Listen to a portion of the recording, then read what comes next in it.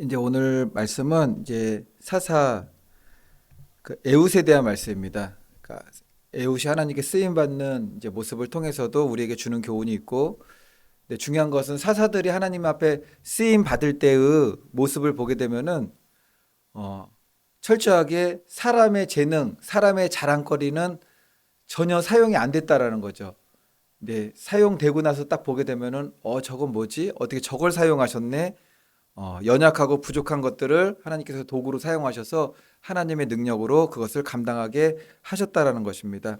우리가 내용을 크게 두 가지로 한번 살펴보면은 먼저 이스라엘이 대적들 가운데 이렇게 고통받게 되는 원인을 보게 되면은 대적이 강성해지는 원인이 어디에 있었죠? 다 원인이 자기 자신들한테 있었다라는 겁니다. 가나안 족속들이 강해졌던 이유, 그것은 이스라엘이 문제였다라는 거죠. 이스라엘 백성이 죄악에 빠졌을 때 하나님께서 처음에는 누구죠? 이름도 어려워요. 메소포타미아 왕 구산 리사다임 발음이 어려. 메소포타미아라는 지역도 발음이 입에 잘 안 붙는데 구산 리사다임 손에 이스라엘을 파셨다고 그러죠. 어, 파셨습니다. 하나님께서 우리가 보면 파셨다라고 하는 것 스스로 죄악 가운데 이제 들어가게 된 거죠. 8년 동안 그들의 압제하에서 이제 시달리게 되었습니다. 이때 이스라엘 백성들이 하나님의 이름을 부르짖게 되었대요. 근데 사사기를 보게 되면은 우리가 보통 죄 가운데 빠짐, 하나님의 징계, 그리고 회개, 사사를 보내심, 구원, 평안, 또 죄에 빠짐 이런 사이클을 얘기하는데 회개라는 단어는 거의 찾아보기 힘들어요. 그러니까 부르짖다죠, 부르짖다. 근데 이 부르짖음이 매번 같은 죄악에 빠지는 것을 보게 되면은 온전한 회개는 아니었던 거죠. 뜨거우면 뜨거워 뭐 그런 거죠. 그냥 뜨거 살려줘 그 정도지. 이게 철저하게 자신들의 죄악을 하나님 앞에 낱낱이 고백하고 뉘우치는 회개는 아니었다라는 것입니다. 이때 이스라엘 백성들의 그 부르짖음을 듣고서 구원자로 보냈던 것이 온니엘이죠. 갈렙의 아우 온니엘. 온니엘이 사사로 있을 동안에 40년간 이스라엘의 평화가 있었더라. 그리고 또다시 이스라엘 백성이 평화로운 때에 신앙을 지키지 못합니다. 항상 다음 코스는 평화가 분명히 와요. 구원한 다음에는 평화가 오는데 평화로운 때에 그들의 믿음을 순전한 신앙으로 하나님 앞에 드리지 못하고 여호와 앞에 악을 행하니라 그러죠. 또 어떤 징계를 받느냐? 오늘 12절 말씀에 나오죠. 이스라엘 자손이 또라는 말이 나와요. 또 그래요. 항상 다음 사사로 이제 바뀌게 될 때마다 또 여호와의 목전에 악을 행하니라. 다음 사사 때도 또 그럽니다. 또 여호와의 목전에 악을 행하니라. 이스라엘 자손이 여호와의 목전에 악을 행하였으므로 여호와께서 모압 왕 에글론을 강성하게 하사 그들을 대적하게 하시며 모압 왕을 강성하게 하신 것도 하나님이시래요. 그러니까 전체적으로 하나님의 주권 가운데 있다라는 거죠. 왜 하나님이 악을 강성하게 하셔? 그게 아닙니다. 이게 영적 원리라는 거죠. 하나님의 주권 가운데 영적 원리예요. 죄악 가운데 빠지게 되면은 나는 영적으로 낮아지게 되고 나를 공격할 수 있는 악한 원수마귀 사단의 세력이 커진다라는 거죠. 대적자가 강성해지는 원인이 이스라엘의 범죄에 있었다라는 겁니다.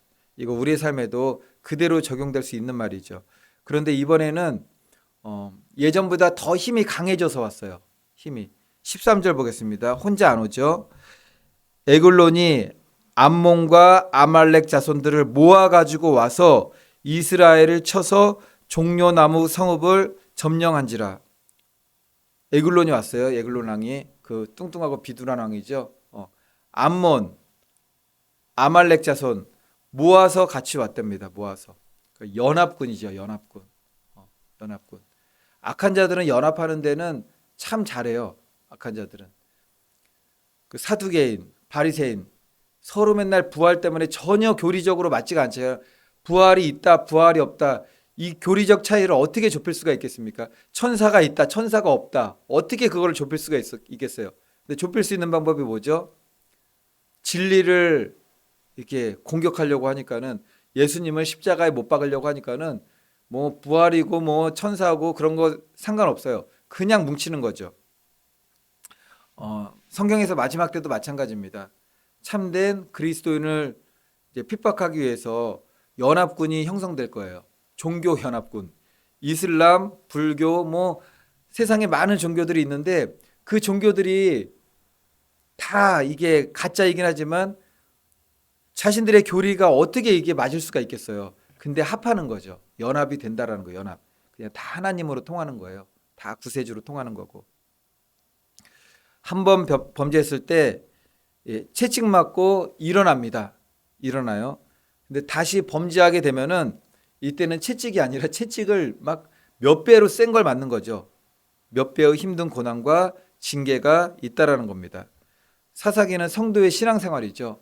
그리고 더 넓게는 한 국가의 영적인 원리 안에 들어가는 그런 패턴이기도 합니다.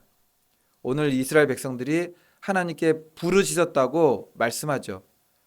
고난 받자마자 하나님을 찾지는 않습니다. 고난 받자마자 하나님을 찾는 건 아니에요.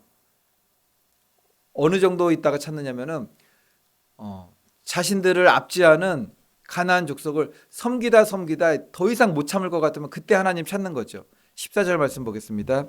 이에 이스라엘 자손이 모압 왕 에글론을 18회 동안 섬기니라. 이어지는 15절 보면은 이스라엘 자손이 여호와께 부르짖음에 여호와께서 그들을 위하여 한 구원자를 세우셨으니, 징계가 시작되자마자 하나님께 정말 철저하게 회개하고 구원해 달라고 한 것이 아니라 18년 동안 고난이 있는 대로 다 당한 다음에 인간적으로 버틸 수 없게 되니까는 그때 하나님을 찾게 되는 거죠. 그런데 우리의 모습도 거의 비슷합니다.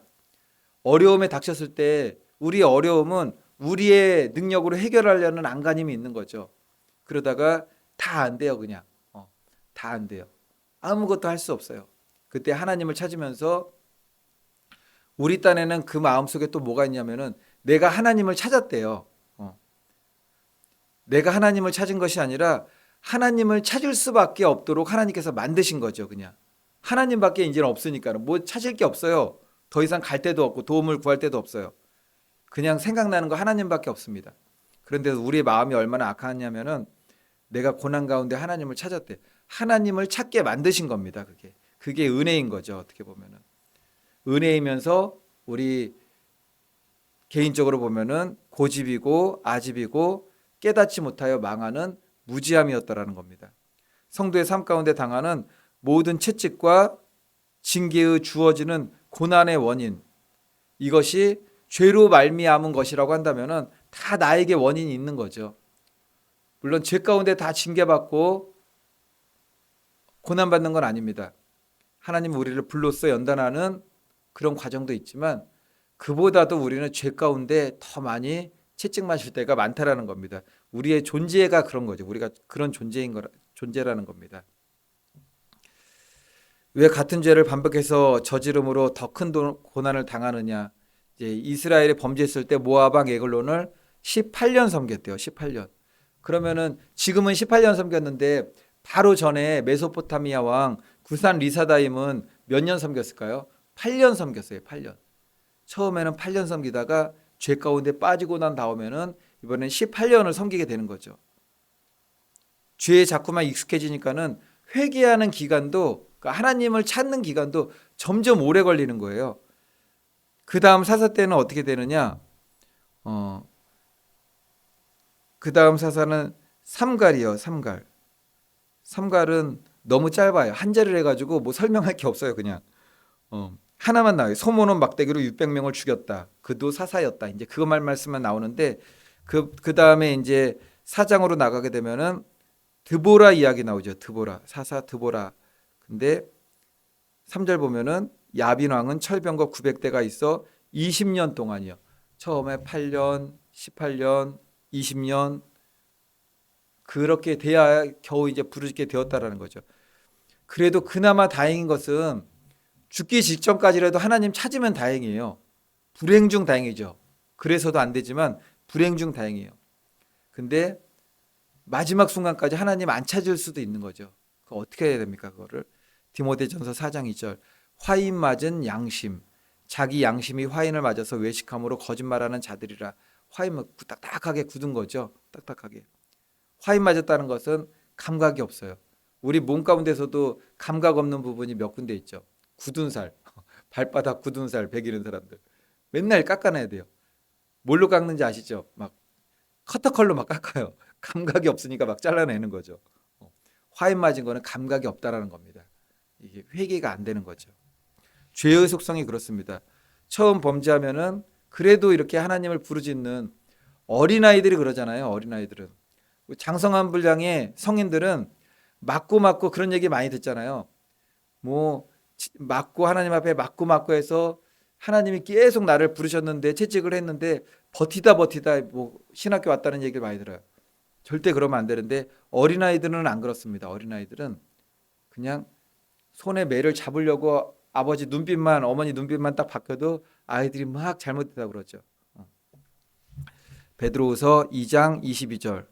이게 사사기에 나오는 이스라엘 백성들 모습이에요. 그리고 우리들의 모습인지 비춰봐야 되는 거죠.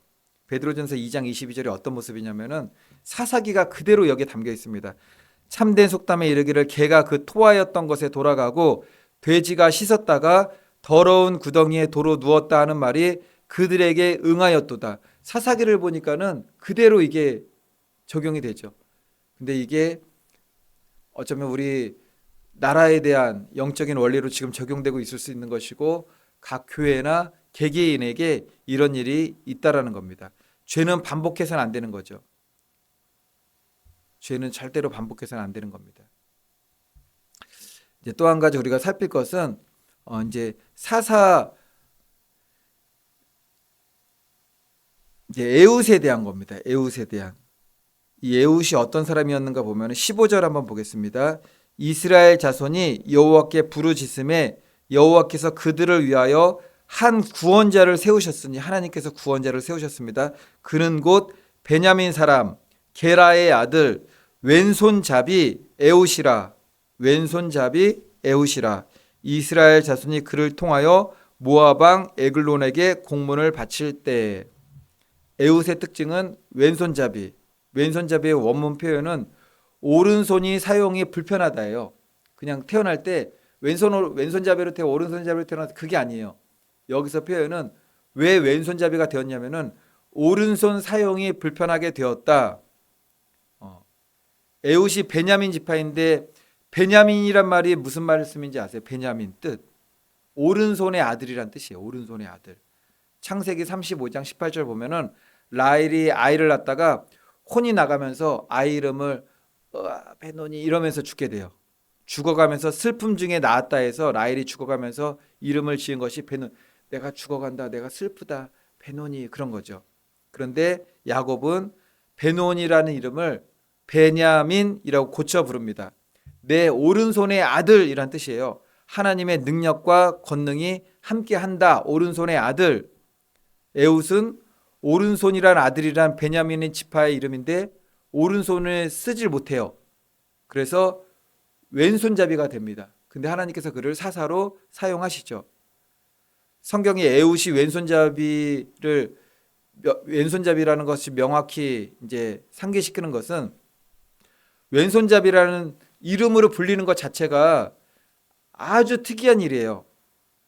그러니까 에웃의 왼손잡이 의미는 베냐민 지파의 자존심은 오른손의 능력이잖아요. 베냐민이란 이름이 오른손의 능력인데 왼손잡이는 자연적으로 왼손잡이가 아니었다라는 거죠. 오른손을 쓰지 못함으로 왼손잡이가 되었다. 이 말은 뭐죠? 장애가 있다라는 거예요. 장애가. 걔 왼손잡이야. 우리가 말할 때 누구누구 왼손잡이야. 근데 공부도 잘하더라. 그러니까 왼손잡이로 선천적으로 태어났다는 것이고 이렇게 얘기할 때는 걔 왼손잡이야. 그 왼손잡이 됐어. 그러면은 이게 오른손에 무슨 문제가 있었다라는 거죠. 신체적 약점이 있음에도 불구하고 이스라엘을 구원하는 하나님의 도구로 쓰임을 받았다라는 겁니다. 더욱이 왼손잡이 에웃이 사사로 있을 때 전에 몇 년을 평안 누렸냐면은 40년이에요. 근데 왼손잡이 에웃인데 80년이란 세월 동안 사사들 중에서 가장 긴 평화, 왼손잡이 에웃, 사사들 중에서 가장 긴 평화, 80년 동안. 에웃은 신체적 약점이 있음에도 불구하고 하나님이 사용하시는 사사로 쓰임을 받았다는 거죠. 이건 뭐죠? 내가 약해도 쓰임 받을 수 있다라는 거. 나는 약해도 쓰임 받을 수 있다. 왜냐면은 나를 쓰시는 분이 강하신 전지전능한 하나님이기 때문에 그렇습니다. 도리어 우리가 약할 때 강함 대신에, 그 찬양 아시잖아요. 약할 때 강함 대신에 너가 약할 때 도리어 강함이 됨이라. 누구에게 하신 말씀이죠? 사도 바울에게. 가시를 사도 바울에게 푹 깊숙이 찔러 놓은 다음에 뺄 수도 없어요. 얼마나 안간힘을 썼겠어요. 막 스스로 빼려고. 안 빠져요. 하나님 앞에 한 번, 두 번, 세 번 기도해요. 하나님이 응답으로 주신 거. 그 은혜가 내게 족하다. 약할 때 너가 강함이 됨이라. 사도 바울의 가시라는 거죠. 내 은혜가 내게 족하다. 약함이 내게 족하다. 왜냐? 질그릇에 담긴 보화라는 거죠. 말씀 한번 보면은 고린도후서 12장 9절. 나에게 이르시기를 내 은혜가 내게 족하도다. 이는 내 능력이 약한 데서 온전하여 짐이라 하신지라. 그러므로 도리어 크게 기뻐함은 나의 여러 약한 것들에 대하여 자랑하리니 이는 그리스도의 능력이 내게 머물게 하려 함이라. 약해도 쓰임 받을 수 있습니다. 왜냐하면 나를 쓰시는 하나님께서 강한 분이시기 때문에. 남들처럼 오른손을 쓰지 못하더라도 장애가 된 에웃이라도 육체의 가시를 안았던 바울처럼 사람마다 저마다 다 약한 부분이 있는 거죠. 약한 부분이. 지혜가 약한 부분이 있어요. 그래서 하나님께서 예비해 놓으신 것이 무엇이죠? 지혜의 은사. 약한 부분이 있어가지고 지혜의 은사. 또 지식의 은사, 또 지식의 은사도 하나님께서. 지식의 은사는 안 배웠는데 막 다 알고 그러는 게 아니에요. 빨리 깨달아지고 이게 습득하고 하나님의 은혜를 구하면서 우리가 계속 봐야죠. 성경도 보시고 계속 지식을 구해야 됩니다. 하나님께서 빨리 주시고 기억력도 주시고 약해도 쓰임 받을 수 있다라는 거죠. 이렇게 약함으로 하나님 더욱 의지하게 될 때 에웃의 왼손잡이가 분명히 에웃은 왼손잡이인데 하나님께서는 에웃의 왼손을 하나님의 능력의 오른팔 같이 사용하셨다라는 것입니다. 오늘 에웃에 대한 말씀인데요. 약해도 쓰임 받을 수 있다. 베냐민 지파. 베냐민 지파 하면 생각나는 것은 오른팔의 능력이에요. 베냐민 지파 오른팔의 능력. 근데 왼손잡이, 굳이 왼손잡이라고 말씀을 하시고 베냐민 지파 중에서 글을 들어 쓰셨다라는 거죠. 바라기는 저와 성도님들 모두 나는 이게 약해서 이게 안 될 것 같아. 약하니까 우리는 안 되는 거죠. 그런데 거기에 하나님을 의지하는 믿음은 반드시 있어야 돼요. 약한 자는 쓰임 받지 못합니다. 약하지만 하나님을 의지하는 사람들이 쓰임 받는 거죠. 그럴 수 있는 저와 우리 오직 예수교회 성도님들의 믿음이 될 수 있기를 예수님의 이름으로 축원을 드리겠습니다. 우리 찬양하시고 기도하겠습니다. 91장 찬송입니다. 나라와 민족을 위해서 기도하시고 오늘 우리가 사사기도 배우고 있지만 악한 왕들을 세우잖아요. 악한 왕을 세우든가 이스라엘 보면은 이스라엘 내에 악한 왕을 세우든가 악한 왕이 세우지 않으면 이제 사사시니까 왕은 없었죠. 주변으로부터 악한 자들이 강성하게 되어서 이스라엘을 괴롭게 하든가 답은 하나예요. 하나님께 부르짖으라는 거죠. 부르짖으라. 이거는 기도만 포함하는 것이 아니라 돌이켜야 된다는 거죠. 돌이켜 믿는 자들이. 근데 믿는 자들이 다 미혹돼 버렸어요. 그러면 어떻게 되겠습니까? 망해야 되는 거죠. 기도해야 됩니다. 깨어나게 해달라고, 깨어나게 해달라고 기도하고 회개케 해달라고 기도하고 돌이키게 해달라고 기도하고 정말 부르짖게 해달라고. 부르짖게. 뭐 어떤 나라를 의지하는 것도 아니고 어떤 사람을 의지하는 것도 아닙니다. 하나님께 부르짖는 겁니다. 어떤 나라를 의지하고 사람을 의지하고 나라를 사용하고 사람을 사용하는 건 하나님이지만 우리는 그런 것을 의지하면 안 되죠. 근데 우리가 해보다 안 되면 그때 부르짖는 거죠. 망할 때. 그런 것이 아니라 정말 하나님 부르짖는 그런 이 민족, 이 백성, 교회와 그리스도인들이 되게 해달라고 기도하시고 우리 오직 예수교회 그리고 우리 각자의 기도 제목을 놓고 기도하겠습니다. 91장입니다.